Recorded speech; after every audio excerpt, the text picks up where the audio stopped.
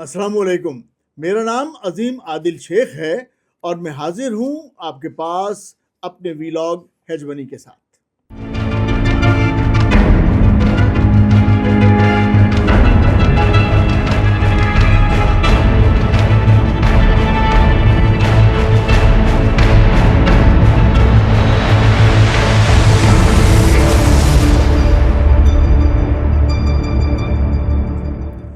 مارکہ حق ہمیں ایک سبق دیتا ہے اور مارکہ حق ہمیں ایک راستہ دکھاتا ہے. اس سے پہلے کہ میں آپ کو یہ بتا سکوں کہ ہمیں کیا سبق سیکھنے کو ملا اور مارکہ حق ہمیں کیا راستہ دکھاتا ہے، میں نے مارکہ حق کے حوالے سے ایک مختصر نظم لکھی ہے.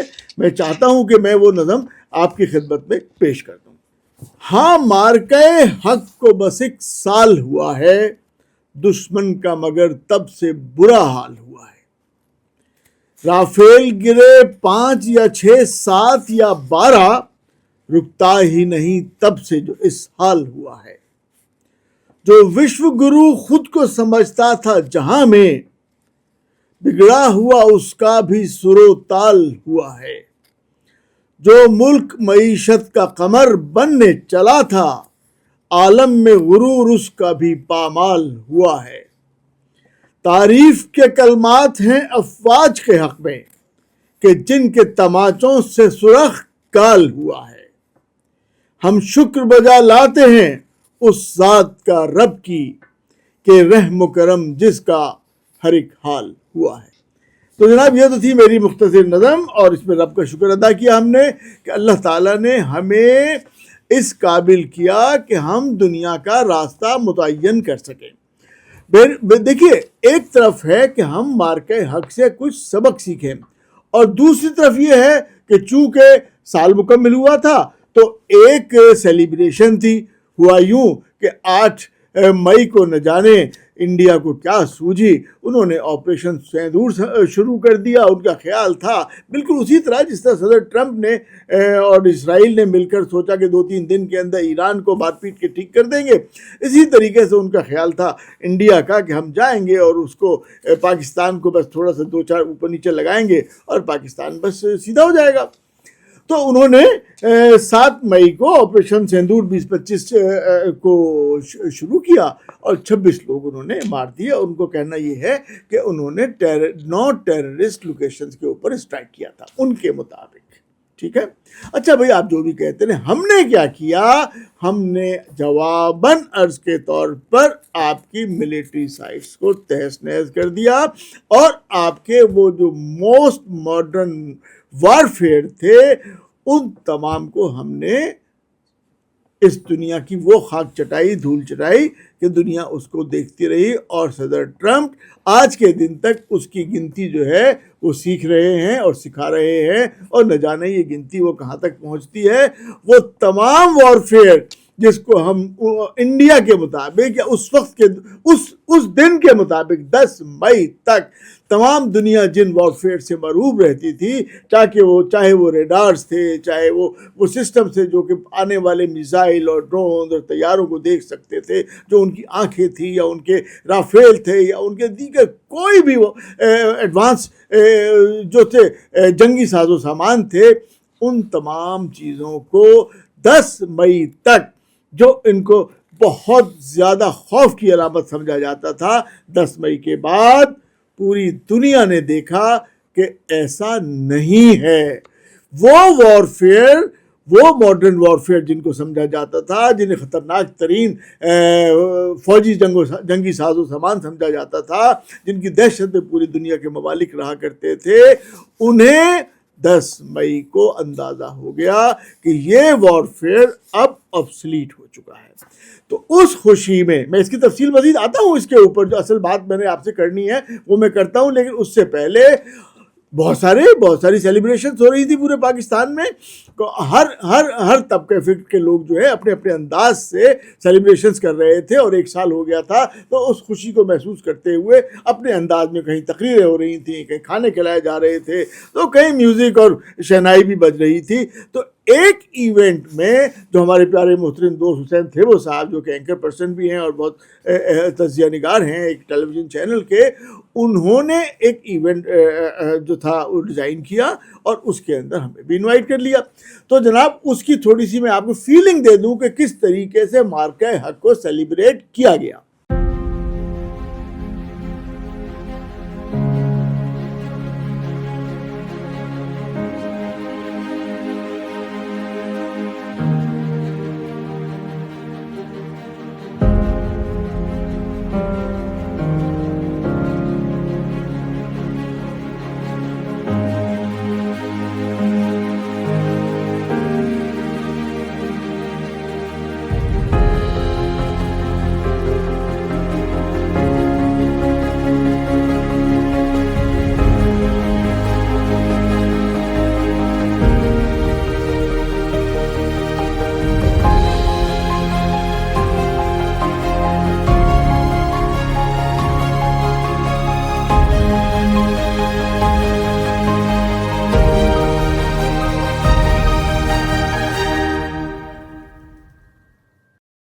جی اب یہ دیکھنا ہے کہ مارکہ حق سے دنیا میں کیا تبدیلی آئی. آپ ایک چیز کو غور کیجیے گا کہ انڈیا کے پاس ہر طرح کا جنگی ساز و سامان موجود تھا. یہ وہ ٹیکنالوجی تھی جو یورپین ٹیکنالوجی تھی، امریکن ٹیکنالوجی تھی، رشین ٹیکنالوجی تھی. اچھا یہ بالکل اسی طرح کی چیز تھی جیسا کہ جیرلڈ فورڈ. آپ $13 بلین کا جیرلڈ فورڈ لے کے آتے ہیں اور 3 ہفتے بعد وہ زخمی ہو کر کہ جی لانڈری میں آگ لگ گئی تھی وہ واپس چلا جاتا ہے. اس سے کیا ثابت ہوا؟ امریکہ کو اس سے کیا اندازہ ہوا کہ بھائی اب ایک چھوٹا سا سستا سا ڈرون، ایک چھوٹا سا میزائل آپ کے $13 بلین کے اتنے بڑے ایک پورے جنگی شہر کو برباد کر دیتا ہے. یعنی کہ کیا ہوا کہ تبدیلی آئی ٹیکنالوجی میں، سوچ میں تبدیلی آئی. پاکستان نے بھی جو رافیل گرائے ہیں، دیکھیے یہ سب بہت اچھے سے سمجھ رہے ہیں کہ آپ نے اپنے فوجی انڈیا میں نہیں بھیجے تھے، آپ نے اپنا ایٹم بم انڈیا پر نہیں گرایا، آپ نے صرف ٹیکنالوجی استعمال کرتے ہوئے ان کے جہازوں کو اندھا کر دیا، ان کے رستے گم کر دیے. انہیں یہ سمجھ نہیں آ رہا تھا کہ کون سا جہاز، کون سا میزائل کہاں سے آ رہا ہے، اور وہ خود گھن چکر ہو گئے کہ ہم کہاں جا رہے ہیں. یہ بیسیکلی آپ ایک اندیکھی ٹیکنالوجی کو استعمال کر رہے تھے، بالکل اسی طریقے سے جیسے کہ ہم آج کل اے آئی استعمال کر رہے ہیں. ہمارے پاس انٹرنیٹ سے ڈاؤن لوڈ ہو جاتی ہیں چیزیں، ہم جی پی ایس دیکھ رہے ہیں، دنیا کا ہر رستہ جو ہے ہمیں جی پی ایس کے تھرو ہمیں نظر آ رہا ہوتا ہے. تو یہ وہ ٹیکنالوجی ہے بیسیکلی جس سے ہم یہ جنگ جیتے ہیں. آپ اگر تھوڑا سا ذرا ماضی کے اوپر نظر ڈالیں گے، آپ امریکا اور ویتنام کی جنگ، ہم نے اس سے شاید اگر ہم سبق لے لیتے، سبق تو یقیناً اسی سے لیا ہے کہ آج ہم نے جو چائنا کے ساتھ اور رشیا کے ساتھ مل کر جو ٹیکنالوجی ڈیولپ کی پاکستان نے، اور اس کو استعمال کیا انڈیا کے اوپر. دیکھیں یہ وہ ٹرننگ پوائنٹ بنا جس سے پوری یورپین ٹیکنالوجی، وارفیئر ٹیکنالوجی جو ہے ان کی، وہ جو بھی استعمال کر رہے ہیں امریکن اور یورپین، اس پر سے پوری دنیا کا اعتماد ہٹ گیا. نہ صرف پوری دنیا کا اعتماد ہٹ گیا بلکہ ان ممالک کا بھی، ان یورپین ممالک کا بھی، اس امریکہ کا بھی اعتماد اپنے موسٹ ایڈوانس ویپن سسٹم سے ہٹ گیا. اور انہوں نے، یہی وجہ ہے نا کہ آج بتائیے اسٹیٹ آف ہارمز بند ہوئی پڑی ہے، دھمکیاں روز دی جا رہی ہیں، آپ کی تہذیب ختم کر دیں گے، آپ کو ہم پروجیکٹ فریڈم شروع کرنے جا رہے ہیں، ہم اپنے تمام تر بحری بیڑے اور اپنے جنگی جہاز جو ہے بھیج کر ہم وہاں سے دنیا کے جو پھنسے ہوئے جہاز ہیں اسٹیٹ آف ہارمز میں، انہیں ہم سیکیورٹی پرووائڈ کریں گے اور وہاں سے نکال کے لے آئیں گے. کیا ہوا بھائی؟ ایک رات کے اندر آپ نے اپنا ڈیسیجن تبدیل کر دیا. بنیادی وجہ کیا بنی؟ بنیادی وجہ صرف ایک ہی تھی کہ آپ کو اپنے ایڈوانس ویپن سسٹم کے اوپر سے اعتماد آپ کا ختم ہو گیا. اب وہ چاہے امریکن ہیں یا یورپین ہیں. اور وہ کس نے ختم کیا؟ وہ ختم ہوا 10 مئی کو، جس دن جس کو ہم مارکہ حق کہتے ہیں۔ بیسیکلی کیا ہوا؟ کیا کچھ تھا، وہ اتنا بڑا گیا کہ پوری دنیا کو اندازہ ہو گیا کہ اب دنیا کی میں ٹیکنالوجی، وار ٹیکنالوجی چینج ہو چکی ہے، جسے پاکستان نے آزما کے دکھا دیا، اور اس سے آف کورس دنیا کو ایک سبق مل گیا۔ اس کی مثال میں نے آپ کو بتا رہا تھا کہ ویتنام کی جنگ کے اوپر اگر آپ اس سے تھوڑا سا لرن کرنے کی کوشش کریں، سبق اس سے لینے کی کوشش کریں کہ یہ جو ماڈرن وارفیئر ہے یہ کیا ہے؟ آپ ہیلی کاپٹر بنا لیں گے، آپ جہاز بنا لیں گے، ٹھیک ہے؟ اب ہیلی کاپٹر اور جہاز، یہ جو آپ کے ہموار زمینیں ہوں ان کے اوپر آپ دیکھ لیتے ہیں، ان پہ بمبارڈمنٹ کر دیتے ہیں، وہاں پہ اپنے آرٹلری بھیج دیں گے، آپ اپنے پیدل فوجی بھیج دیں گے وہاں پر آپ۔ لیکن اگر آپ جنگل میں ہوں گے تو بھائی جنگل میں تو ان کے اوپر آپ کو ہیلی کاپٹر تو کام نہیں کرے گا، وہاں پر آپ کو وہ طیارے بھی جو فضا میں ہیں وہ بھی کام نہیں کریں گے۔ اب زمین کے انہوں نے ویتنامیز نے کیا کیا تھا، زمین کے اندر پورا شہر بنا لیا تھا۔ Same with Palestine and same with Iran. آپ زمین کے اندر آپ نے دیکھا سنا ہوگا نا بہت سارے کہ ویتنامیز جو تھے وہ ان میں رہتے تھے، سوتے تھے، وہیں کھاتے تھے، اور جو ہے نا ہوچی من ٹریل جو ہے، ہوچی من ٹریل اس کی دنیا میں بڑی مثال ہے کہ وہاں پر وہ تائیوانیز جو تھے وہ وہیں پر اپنی زندگی گزارا کرتے تھے۔ اور بیسیکلی سب سے بڑی بات بتاؤں آپ کو کہ ان کے اوپر کسی بھی کنٹری نے، جاپان نے حملہ کیا، امریکہ نے حملہ کیا، بہت زیادہ انہیں پریشان کیا، لیکن وہ جو وہاں کے لوگ تھے ویتنامیز جو تھے، 1.1 ملین جو ہے ویتنامیز وہاں پہ مارے گئے، جبکہ 58,000 کے قریب 58,220 امریکن بھی، جو باقاعدہ رجسٹرڈ تعداد ہے، ایسے نہیں ہے، بلف نہیں ہے، تو وہ بھی مارے گئے، جبکہ ویتنامیز آف کورس 1.1 ملین مارے گئے۔ تو اندازہ لگائیے اتنے لوگ مروانے کے بعد بھی بیسیکلی وہ عوام کا جذبہ تھا جو کہ لڑ رہا تھا۔ تو ایک تو اہم بات ہوگی کہ وہ جو ٹنلز بننے تھے، وہ جو زمین دوز رستے بننے تھے، وہ جو جنگلوں کے اندر بسیرے بننے تھے، ایک طرف تو وہ جو امریکن ٹیکنالوجی تھی وہ ان تمام چیزوں پر کارآمد ثابت نہیں ہوئی اس وقت، اور امریکہ کو شکست ہو گئی، اور 1975 میں ایک ہیلی کاپٹر میں آخری فوجی بھی نکل کے چلا گیا۔ یہی کچھ جو ہے آج 2026 کے اندر ریپیٹ ہوا ہے کہ بھائی امریکہ کی، یورپ کی وہ جو پرانی ٹیکنالوجی ہے وہ اس وقت کارگر نہیں ہے۔ پاکستان کو بھی یہ بات سمجھنی چاہیے۔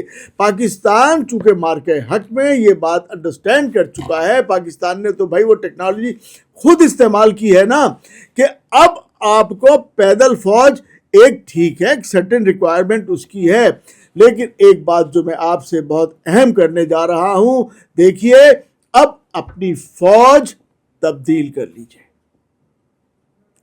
اب جس فوج کی آپ کو ضرورت ہے نا، آپ کل صبح بھرتی شروع کیجئے ان لوگوں کی جو کہ آئی ٹی کے ایکسپرٹ ہیں۔ اب آپ کو انٹرمیڈیٹ لینے کی ضرورت نہیں ہے۔ آپ جو میٹرک اور انٹرمیڈیٹ کے اندر اپنے پاس فوجی بھرتیاں کرتے ہیں نا، یہ مت کیجئے۔ میں پوری دنیا سے مخاطب ہوں۔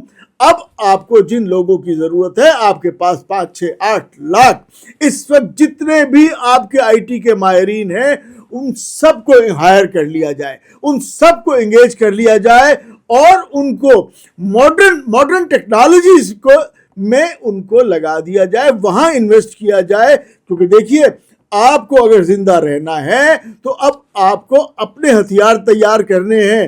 آپ امریکہ کا جی پی ایس استعمال نہیں کر سکتے۔ آپ کو بچایا نا بیڈو نے آپ کو سپورٹ فراہم کی نا، اسی طریقے سے ایران کو بھی بیڈو نے سپورٹ فراہم کی۔